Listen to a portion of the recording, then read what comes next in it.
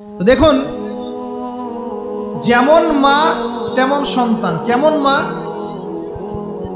হাজরা আলাইহিস সালামকে বলা হচ্ছে যে তোমাকে এখানে রেখে যেতে আল্লাহ আদেশ করেছেন। তো হাজরা আলাইহিস সালাম বলছেন এখানে তো কোনো পানিও নাই, কোনো খাবারও নাই, আপনি এখানে আমাদেরকে একা ফেলে যাচ্ছেন ইব্রাহিম। ইব্রাহিম আলাইহিস সালাম বলছেন আল্লাহর আদেশ, কিছু করার নাই।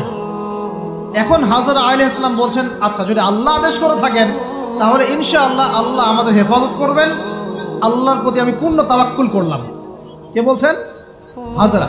এই হাজরা আলাইহিস সালামের দেখেন, এখানে তো কোনো খাবারই নাই, পানিও নাই, এক মশক পানি একটু খাবার দ্রুতই শেষ হয়ে গেল। শেষ হওয়ার পর তিনি ছোটাছুটি করছেন, suffer Marwah suffer Marwah suffer Marwah, কোথাও যদি একটু পানি পাওয়া যায়। কি তাওয়াক্কুল আল্লাহর প্রতি! ছোটাছুটি করছেন, বাচ্চা ইসমাইল কান্নাকাটি করছে। মায়ের এই ছোটাছুটি আল্লাহর কাছে এত পছন্দ হয়েছে, যতদিন হজ থাকবে এই হাজরা আলাইহিস সালামের স্মৃতির সাথে জড়িত এই সাই থাকবে। এবং এই ঘটনা আল্লাহর কাছে এত পছন্দ হয়ে গেল যে আল্লাহ পাক জিবরাইল আলাইহিস সালামকে পাঠিয়ে জামজাম কূপের পানি বের করে দিলেন। যেই কূপের পানি জীবনে কখনো শেষ হয় না, পানি খেলে খিদাও লাগে না।